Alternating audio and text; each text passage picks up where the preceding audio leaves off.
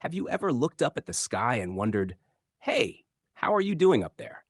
Not in a dramatic movie way. More like you're washing dishes or stuck in traffic or scrolling your phone at 2 a.m. and suddenly someone pops into your mind. Someone you miss. Someone you wish you could text just one more time.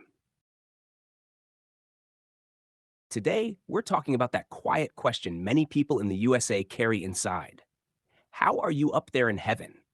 It's a simple sentence, but somehow it holds a whole universe of feelings. Because let's be honest, life down here keeps moving. Bills still show up.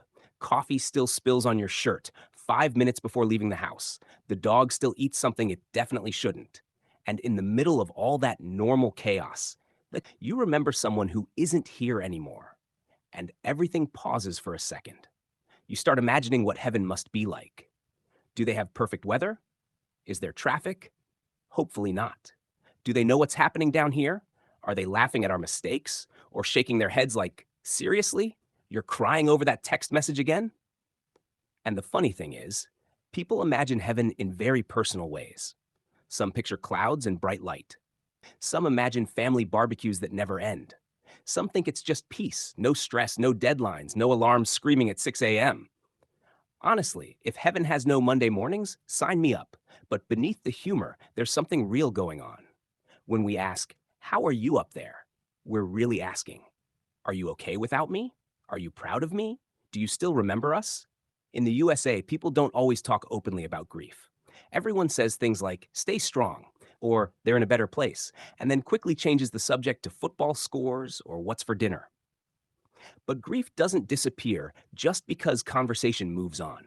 It sneaks into everyday moments, like hearing their favorite song in a grocery store, or finding an old voicemail you forgot to delete, or laughing at something and thinking, I need to tell them this, and then remembering you can't. And that's when the question comes back, quietly, softly. How are you up there in heaven? Some people talk to the sky. Some write letters. Some sit silently with memories.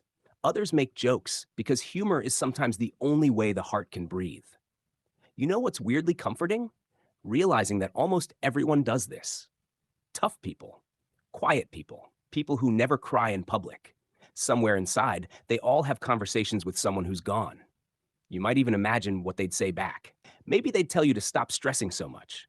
Maybe they'd say, eat the cake, life's short. Maybe they'd laugh at how seriously you take things that won't matter next week. And honestly, maybe that imagined response helps us keep going. Because memories don't just make us sad, they guide us. The way someone loved you, encouraged you, annoyed you, or believed in you, it stays. It shapes how you live long after they're gone. Think about it. Sometimes you catch yourself saying something exactly the way they used to say it, or making the same joke, or giving the same advice. It's almost like they're still participating in your life, just in a quieter way. And maybe that's the real answer to the question. Maybe up there isn't only a place. Maybe it's every memory that makes you smile unexpectedly, every lesson you still carry, every time you do something good because of what they taught you. Of course, there are days when missing someone feels heavy. Birthdays, holidays, random Tuesdays that hit harder than expected. You look at old photos and think, I hope you're okay, wherever you are. But here's something people rarely say out loud. It's okay to laugh while you miss someone. It's okay to move forward without feeling guilty. Loving someone doesn't mean being permanently sad. In fact, most people who've lost someone imagine that person saying, please live your life, really live it. And maybe that's why the question matters so much. How are you up there in heaven? Because it keeps the connection alive. It keeps love active instead of frozen in the past. Sometimes the answer feels like a gentle moment, a breeze at the right time, a song that shows up when you need it, or a random sense of calm after a hard day. Logic might say it's coincidence, but the heart doesn't care about logic all the time. And honestly, maybe it doesn't have to. At the end of the day, asking that question isn't about getting a clear reply. It's about reminding yourself that love doesn't just vanish, it changes shape. So if you've ever looked at the sky and whispered, how are you up there? You're not strange. You're human. And maybe, just maybe, if they could answer, they'd say something simple.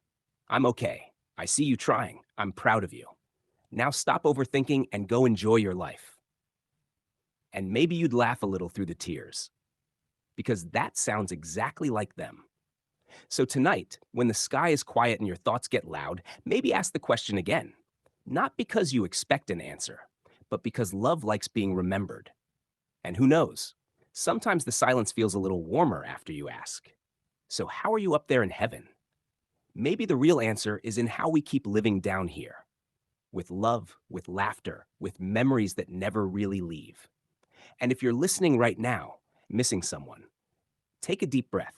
They may be out of sight, but they're probably still part of your story. And stories like that don't end, they just keep being told, one ordinary day at a time.